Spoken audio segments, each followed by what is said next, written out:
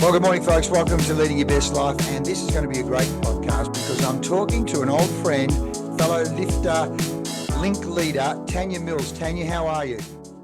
I'm very well. Thank you for having me. Well, Tanya, today we want to talk about you. We want to talk about your journey in business. And we want to talk about what you're doing down in Fremantle with the Women in Business group as part of the Lifter organisation. So let's start with the Tanya Mills story. Give us your journey that's got you to where you are. You woman in red there, looking very glamorous. Slash orange.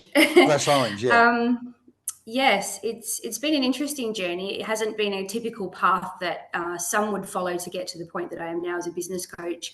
But I started off working, I did a degree in sports science. And after that, I started working in gyms. I'm very passionate about health and fitness. And then I gravitated more towards running youth programs for the YMCA, still very much in the health and fitness space, and then moved towards management of aquatic recreation centres. Then moved on to more the consulting space for the Department of Sport and Recreation, which I absolutely loved.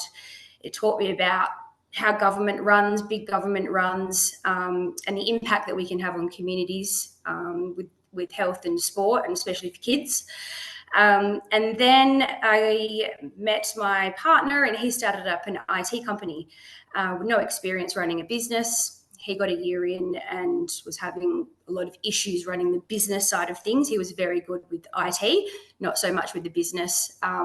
So I decided to leave my previous experiences, come on board with him as a partner team, and embarked on my journey of running a small business, which is very, very different to moving from a state government role to running your own business. And I just flourished in that space. My love for people, management and leadership particularly helped me to build the company up from a 3-person team to 15. We had 15 in 2015.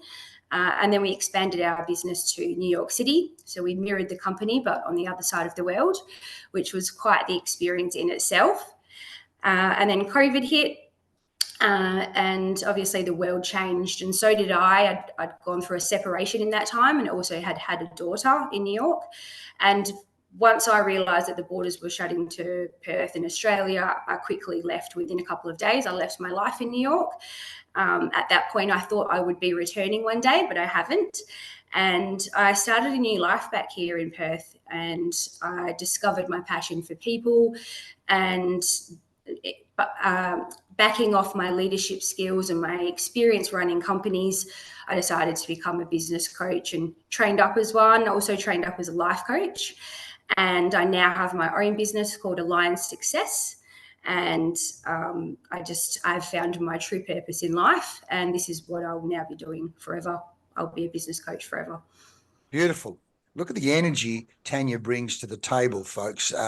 It's just so interesting because recently I've just given one of my clients, all 4 key managers, a copy of the E-Myth, the Michael Gerber book. And what you talked about there, your husband or your partner at the time, great with IT, great technician, started a business.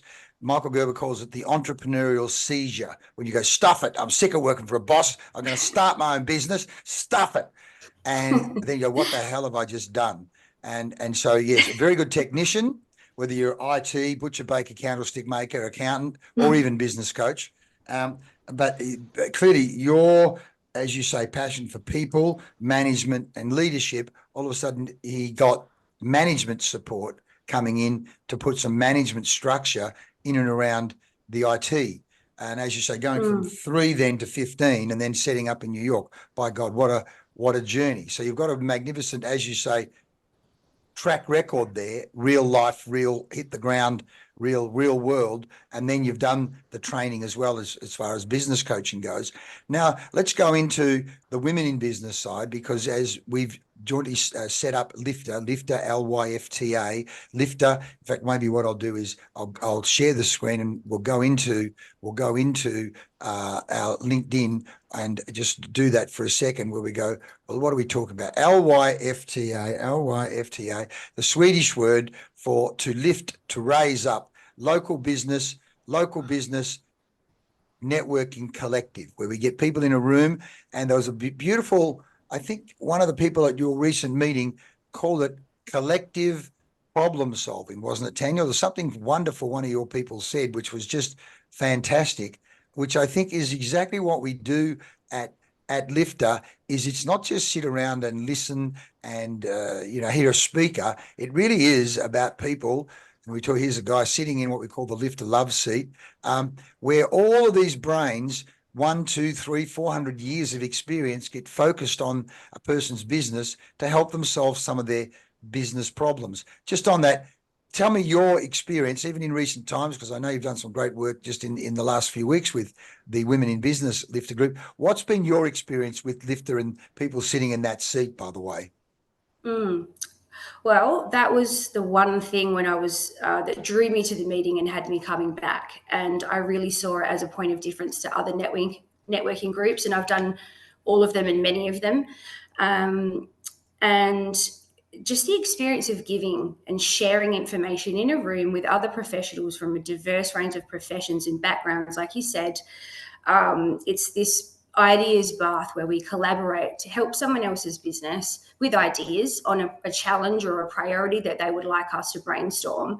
But the other thing is, and this is something that I've heard back a lot since having the Lifter link here in Fremantle, is quite a lot of the ladies come not just for a lead driver, and some of them are, they're not there even to get new business at all. For them, it's about that seat and learning on the spot as other people are sharing ideas. At the same time, they're learning for their business as well, and learning to open up their mind, because what you don't know, you don't know. And too often, many of us dig our head in the sand on a particular topic. So we go deep on some of those hard topics, and the brainstorming exercise, I think, is quite special. And one of the main things that is why people keep coming back. Mate, I love what you just said, an ideas bath and going deep on the hard topics. And literally just last Friday, one of the co-founders, Paul Magiatis, shared his journey over the last 12, 18 months, where, 12 or more months ago, he was talking about being smashed in business, and business really getting on top of him and getting on top of his whole life. And literally, you and I both come from that sports science, health, wellness background. So we're very aware of looking after ourselves and being aware of the dangers of being overstressed. And Paul literally talked about the major decisions he made business-wise, and the magnificent changes that have gone on, and the business benefits that went on. And it's all there. Members, I recorded that, his sharing, and I've recorded a podcast on that, which I'll be sharing with all the Lifter members also, because there's so many great lessons. And as you say, we go deep on the hard topics. And one of the almost the positioning line of Lifter is beyond business. It's not just make more money in business and survive it, or maybe even build it up and sell it, but life beyond business. Because clearly, if someone's stressed in their business or unhealthy as a result of what's going on in their business life, it's going to affect their family. It's certainly going to affect their customers. It's going to affect the sustainability and saleability of the business. So really, as you say, it's an ideas baths going deep on the hard topics. So Tanya, why are you passionate about women in business? Why don't you just choose strategic planning or some other aspect of business coaching? That's a good question. I think it goes back to my journey. So when I was running the IT business, or in a leadership role in the IT business, both here and New York, IT is very much a male-dominated industry. And I also had imposter syndrome for quite a large chunk of it at the start of running the Perth company, but also New York when we moved there. So that backing off each other, I always kind of felt this sense of I didn't really belong there. I didn't have the confidence because there were so many men around. It was very masculine energy. Not to say I didn't enjoy it, but there was parts of it that really dominated that for me. And it wasn't until I left that I realized that, because I kind of took a deep breath and I was like, okay, I need to move into more of a empowering role, nurturing myself, but driven by my purpose, not by someone else's purpose. And I've had 2 kids also over that time. So, being a mum and having my own business comes with its challenges. And I really understand the difficulty for women business owners that are mums as well. So that kind of backing off my previous business owner role, I wanted to be surrounded by a nurturing environment, but still around business women. They're kick ass, they're smart, they want to be successful, but still be an environment where I felt I could be vulnerable and supported, and really just desiring that feminine energy. So that was my driver for starting the Lifter Link in Fremantle, specifically for women, because I could not find something like that in my area. And I loved the lifter concept. So it just was a no-brainer for me to couple the 2 together.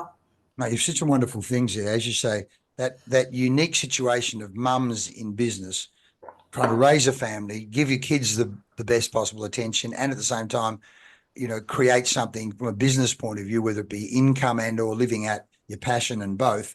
You talked about being vulnerable and supported, and the feminine energy situation. Super important. And as you say, your journey meant that you could have more understanding and empathy with the other women. Yes. So just on that, what are some of the, without giving people's names if you don't want to, what are some of the types of businesses you have and types of women's stories you have in the Lifter? We call it a link, folks, because we say it's not a chapter. It's not a chapter in a book. It's actually a link in a chain. Because a chain, we think that the economy really is a whole network of local businesses. Small businesses, small, medium businesses make up the bulk of the economy. And it's really about it linked in the chain. If the chain can support each other, then that's what we call it, a Lifter Link rather than a Lifter chapter. So those people that are in the Lifter Link in Fremantle, what are some of the stories you've come across that have either inspired you or that you've learnt from, even in the short time you've been up and running? Yeah, sure. So one of the ladies that came to my first Lifter meeting, when there was only 5 of us, because I kind of dived into it and there wasn't enough momentum. So there was 5 of us there, and we actually sat around a couch. And her name's Shana, and she heads up a not-for-profit called Micro Enterprise People, and it's around people with a disability and them having their own micro enterprises. And her story, she's come from a large corporation background, but her child has autism, and so she kind of gravitated after her previous profession towards helping people with disabilities gain employment, and now she's started up a not-for-profit. And she keeps coming back to the meetings, and she inspires me so much. I've been to her. She was actually operating the business from her house, and all of the people there who had their own micro enterprises were operating from her garage. Some had plant making businesses, others were doing videos for companies. One of the people had a lolly and chocolate company where they did boxes. And it was just so inspiring to me to see that and what she's done. And now she's actually looking to get funding, big funding from the government. And I volunteer now for her in an advocacy role, because I'm just hearing how many people out there that have a disability need employment, and there's a massive gap with small business and business in general around. There's a stigma attached to it. There's a lot of funding, a lot of support through organisations to help that, and there's a big gap there. So that's one story, and that I would never have been connected to Shana from MEP if it wasn't for Lifter. And I meet with the Lifter. I make a mission to meet with one of the Lifter Link ladies at least once a week, and I have a coffee and a catch up to find out more about their business. And one of the things that comes through and through for me is how much connection is happening outside of the meetings. And it's something that I really talk about in a bold way in the meetings. And I say, look, I provide the sheet with all the attendees. Look, make notes about people who could be an alliance for you, could be someone that you're just interested about your business. And it's happening. And those, like you said, it's beyond business. And there's been some amazing connections and deeper experiences coming out of this. It's not just about let's get each other leads. Of course, that's helpful, but it's all the deeper connections that help to make that. And once you kind of start to get to know someone on that deeper level, you know, things start happening, you know, the energy starts happening. So that's, sorry, to answer your question, that's one of the biggest stories that's really impacted me. Well, it's a beautiful story. I mean, and one of the programs that made a massive difference in my life was Robert Kiyosaki's Money in You program. Way back in 1992, we did that. And that program is based on the work of Buckminster Fuller. And Fuller said, I want to take the principles of science and make them part of everyday life in people's lives. And one of the principles you're talking about there is the principle Fuller talks about called precession, the force of precession, in that when you drop a rock or drop a stone into a pond, it creates waves. So, and what happens is the waves go at right angles to the direction that the rock's heading in. So Fuller says, if you move in a direction, you will create waves. It's just a question of, are they positive and supportive and empowering waves, or are they actually things that are causing problems? And clearly what happens, you go to a lifter meeting, you get involved, you connect with people, and unpredictable things happen. Besides the fact that you might generate leads from business, relationships and alliances occur, and ideas come and inspiration comes. And as you say here, the connection that's coming, the deeper connections that are coming.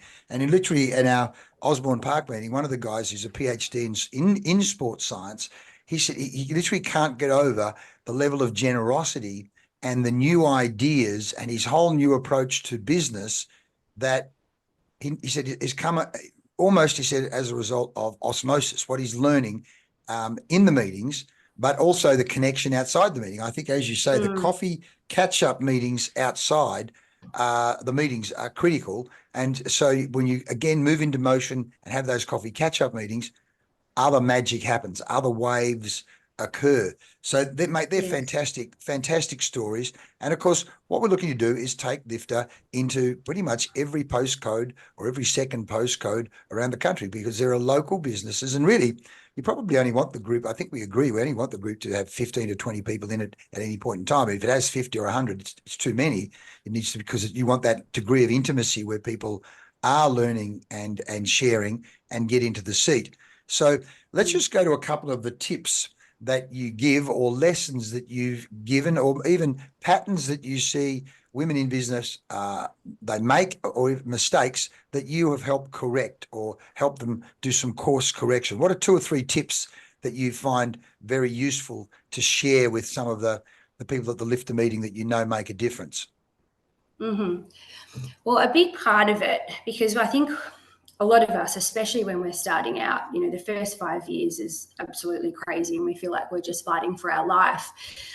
So that whole sense of feeling overwhelmed, I recently did a presentation, which you're at, Lee, on habits. And the thing that the most people get out of that, and the advice that has the most impact that I can give, is if you can improve 1% every day, you're 37 times better by the end of the year.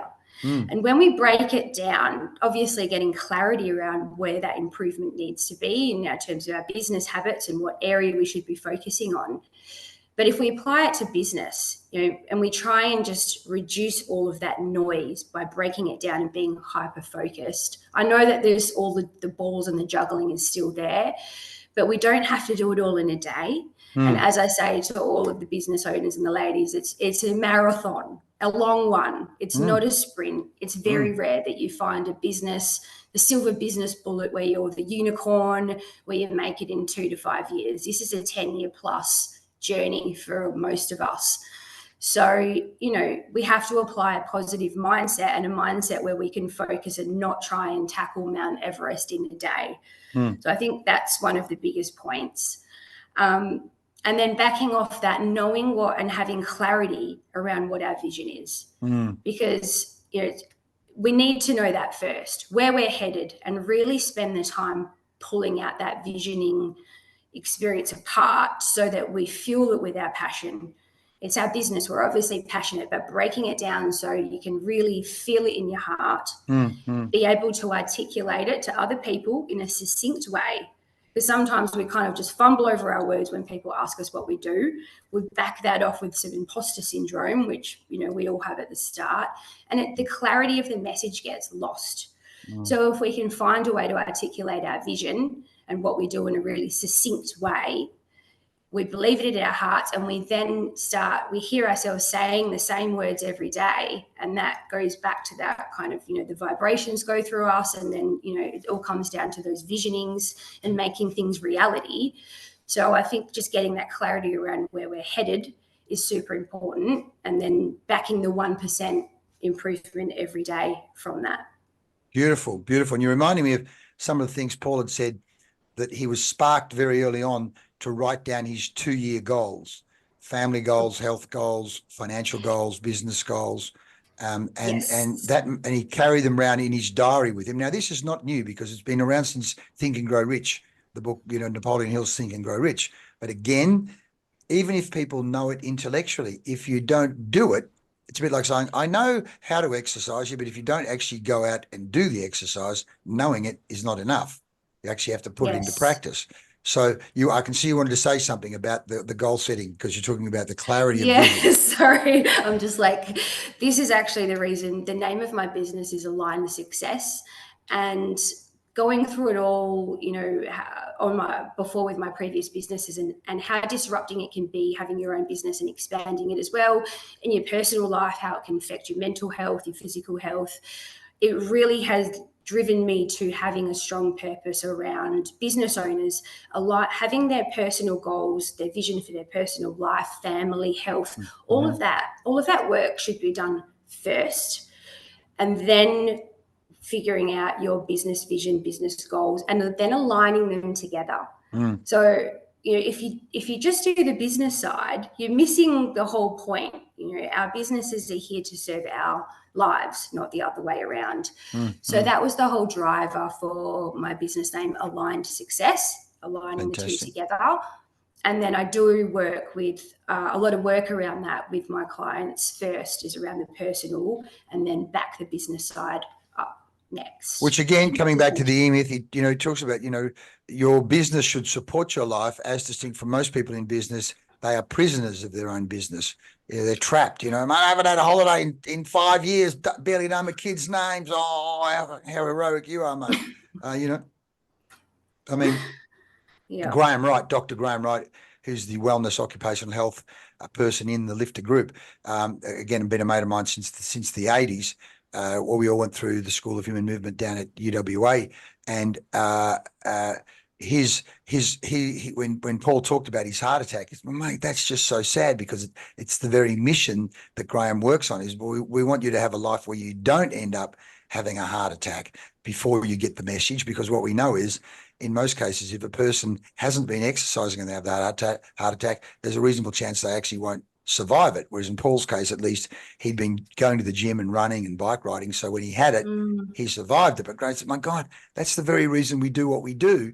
But aren't human beings strange? It's almost like you need to have somewhere near a near-death experience to actually wake up, to go, a paradigm shift. Like, it's like, how close to the edge do you need to get, or even fall over before you wake up? And of course, that leads us to then, one, putting yourself in an environment where you're willing to be vulnerable. And that's one of the things that happens in business is, if you're working for yourself, you're only listening to your own conversation in your own head. And it makes complete sense when it's in your head. But the moment you actually articulate it to a group of peers, sometimes you want to bring the word, what the hell did I just say? How could those words make so much sense in my head? Yet when I put it out in front of a group of colleagues or peers in terms of other business owners, you go, what the hell? And then, of course, you have people in the room at times who are willing to, at minimum, question what you're saying, let alone challenge things like, as you say, imposter syndrome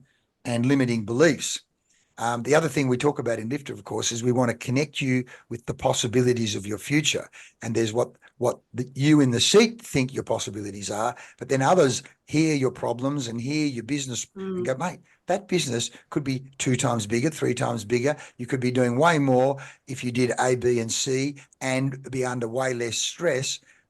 So what are your comments in regard to that, in terms of that in the seat, imposter syndrome, working for yourself? What are some of the thoughts that have popped into your head as I've been talking there?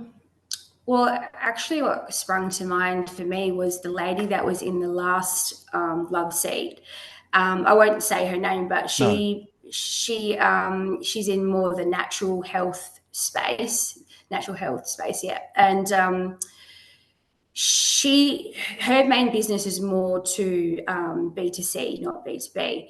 And so she presented her, she called it an opportunity that she would like to brainstorm with the group. And it was gobsmacking, the wave of the ideas that were coming through, but they were all of a very similar vein. And the diversity too of the ladies in that room on that day was just, I was amazed.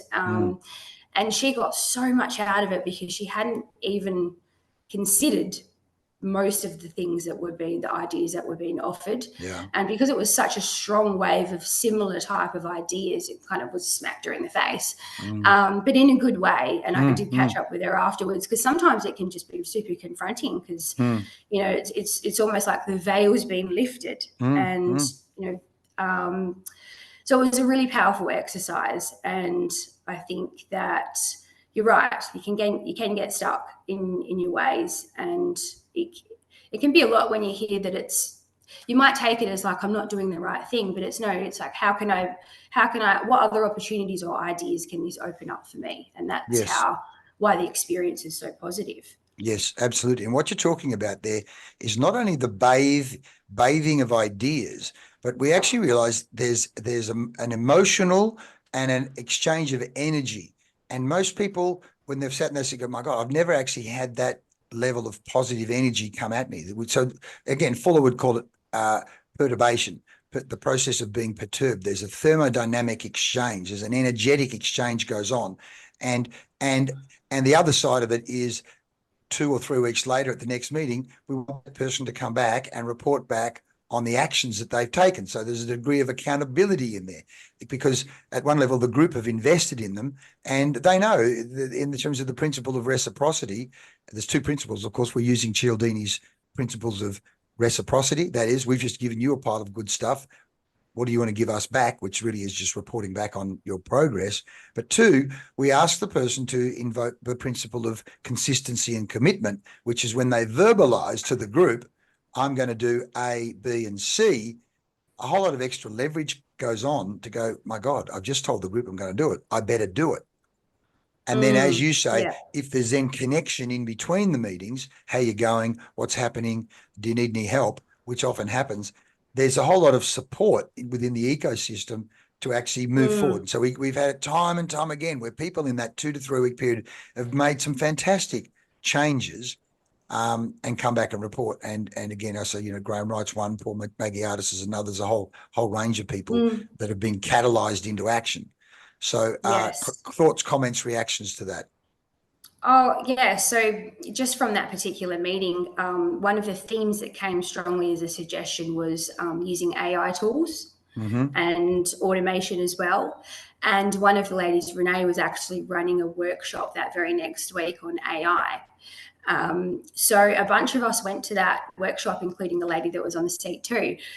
So we were all there in the same room the very next week, learning in a 3 or 4 hour workshop about AI and how we can use that to leverage our, you know, creating efficiencies for us with our time and our business. So it's the perfect example of, you know, the first and foremost connections and exchange of information, but then the accountability piece.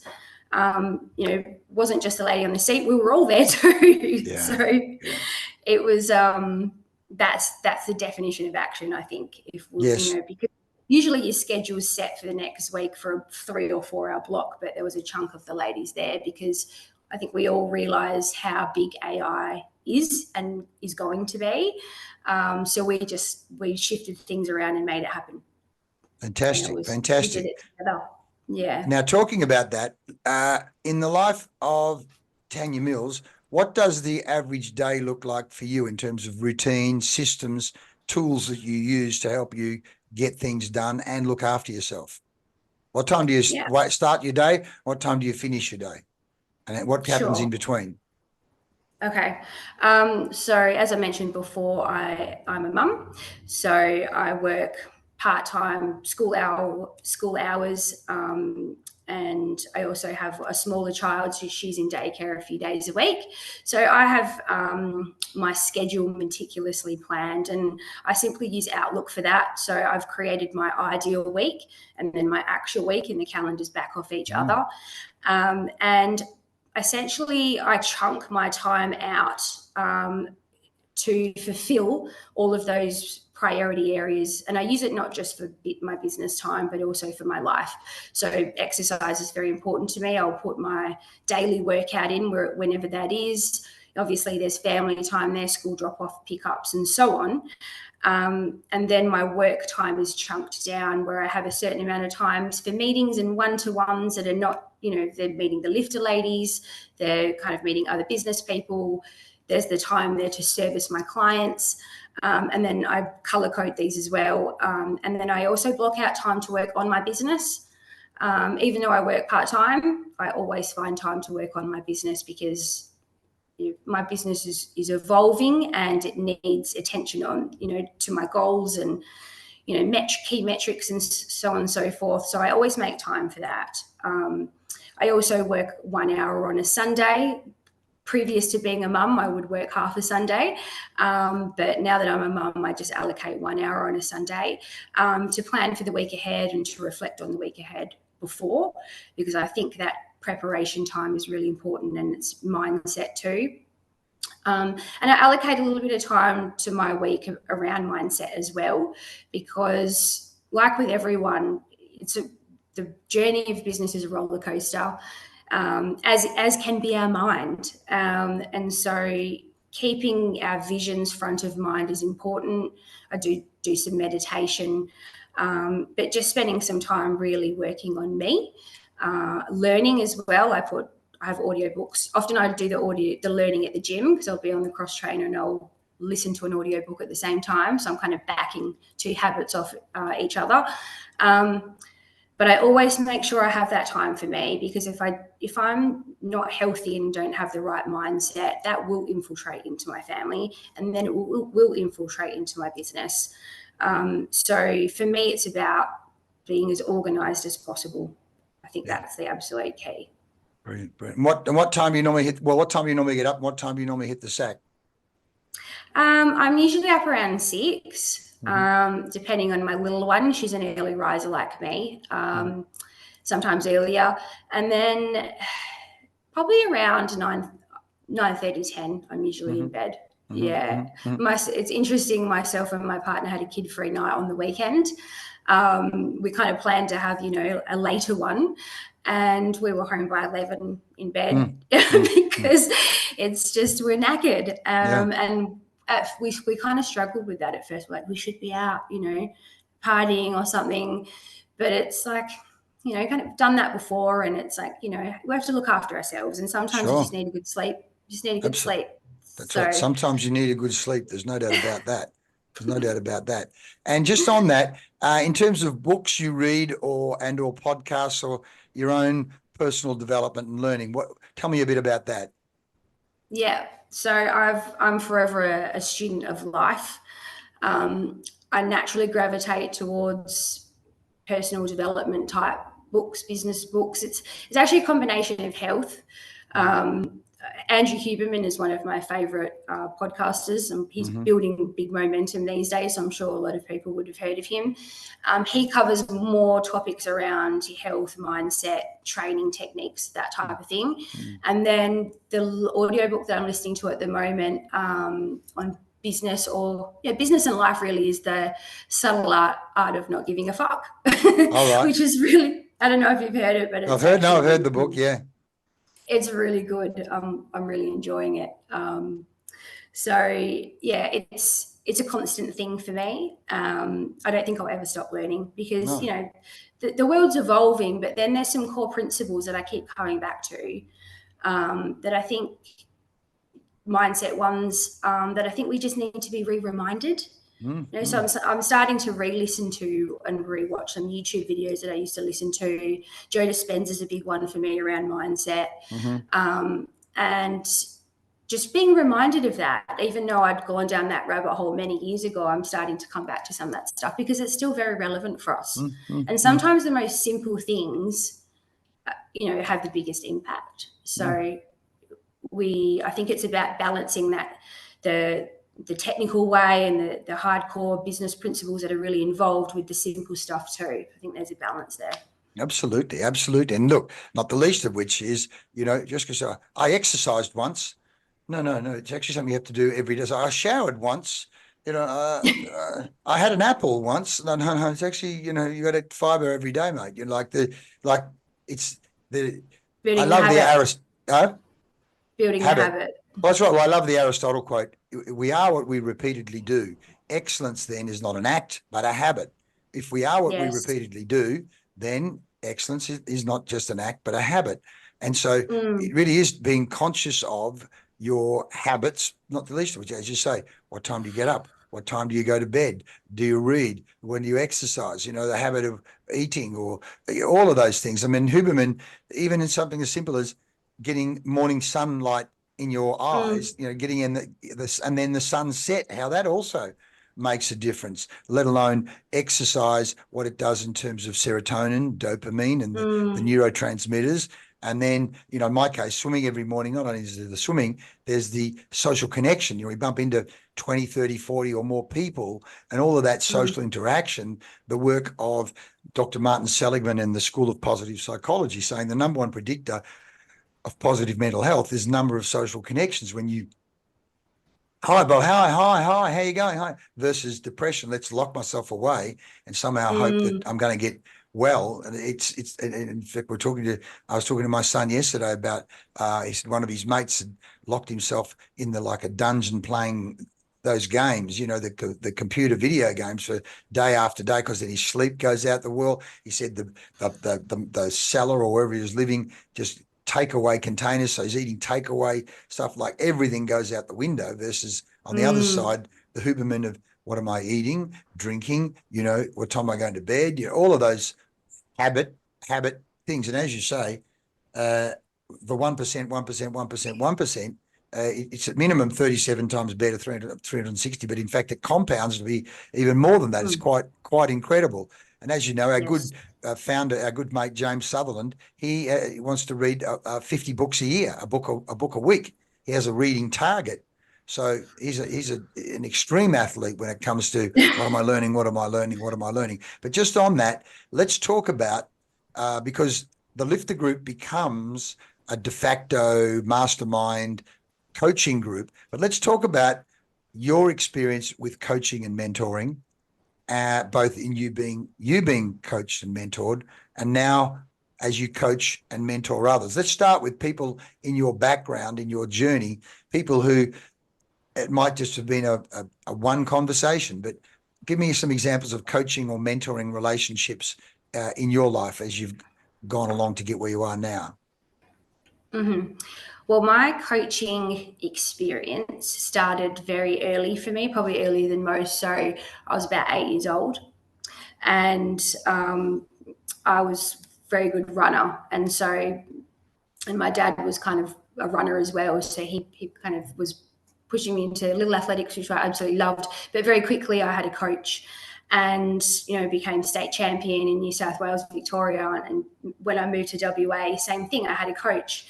And when after school, my dad used to have to drive me a long way to go to my coach, and it became something that was about discipline. I absolutely loved it, but getting used to that whole experience of having a coach, following the training, having the discipline is something that almost became ingrained with me from a very young age.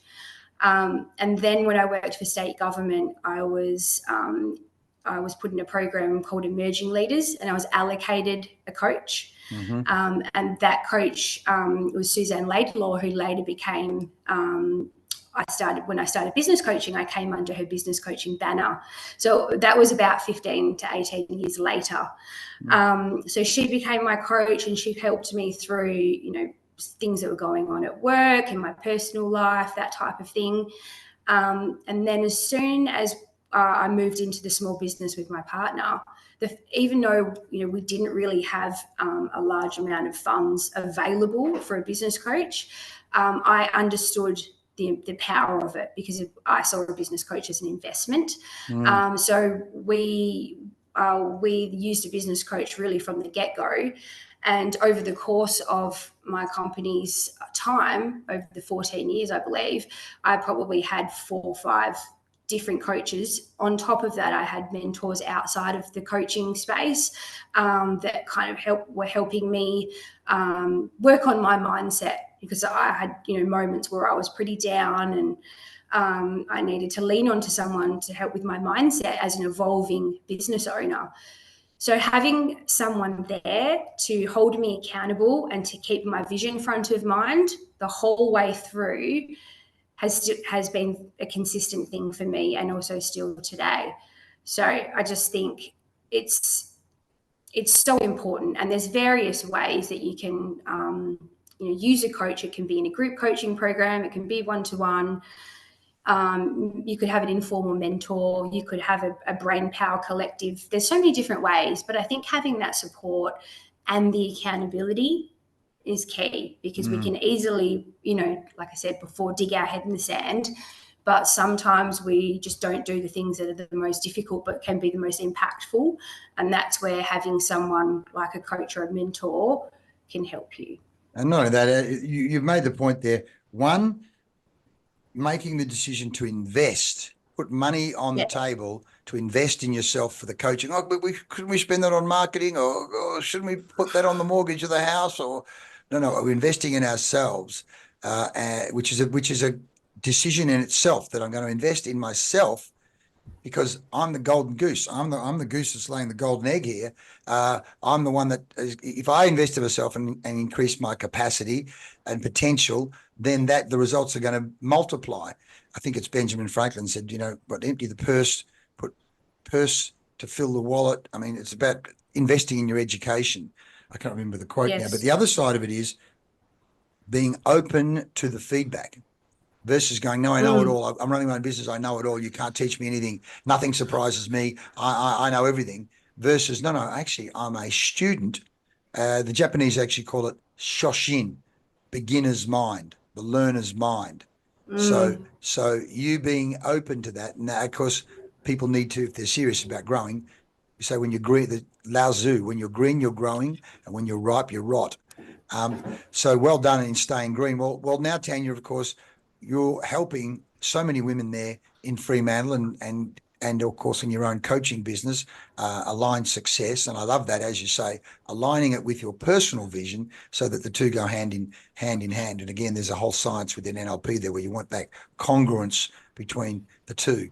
So I'm conscious of time, because you have to head off to pick up the kids from school. Before we wind up, is there anything we haven't talked about that you would like to talk about before we wind up? Any messages you'd like to cover? I just think the key message for any business owners there that are going through that struggle and that whole feeling of being trapped is, a lot of it is around your mindset. And, you can do it. If this is your passion and it's your purpose, then you spend some time around, your thoughts and investigating them, really digging deep into some of your self-beliefs, looking at your habits, that type of thing. Spending time on your learning and growth, I think, is important, because sometimes that stuff gets left till last, because we have so many balls to juggle all the time as a business owner. How can we have time to learn? How can we have time for our mindset? But in fact, and our health too. So really, it's about prioritizing those. And like I said before, I chunk out that time in my calendar, and I treat that time as if it's a meeting with an important client. So I will go to the gym, even if I have a really busy day, I will honor that time because that's the time for me. It's a time for my health. And if I let it slide one day, I'll probably let it slide the next time. And it's honoring that as to be just as important, if not more, than the actual doing part of being in business. So I really think it's worth investing in.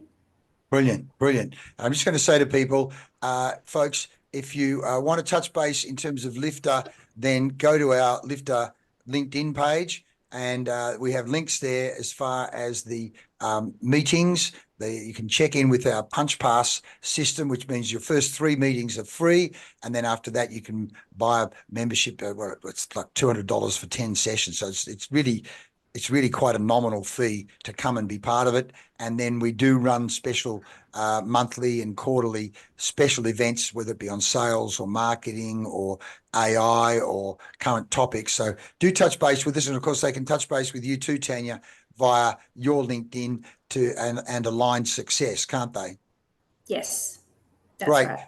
Tanya, I'm just going to go through some of the key themes because I love it when we just do a quick summary of everything from Lifter being an ideas bath and the alliances that get formed. And as you see, going deep on the hard topics, at the same time being vulnerable in a supportive environment. The feminine energy, particularly on the women in business, and the unique problems that mums in business have balancing the two. And the tips, as you say, around clarity and alignment of vision, top of mind, feeling it in your heart, and at the same time, the habits and being very conscious of those habits. And you've talked some beautiful things here, ideal and actual week, and chunking your time.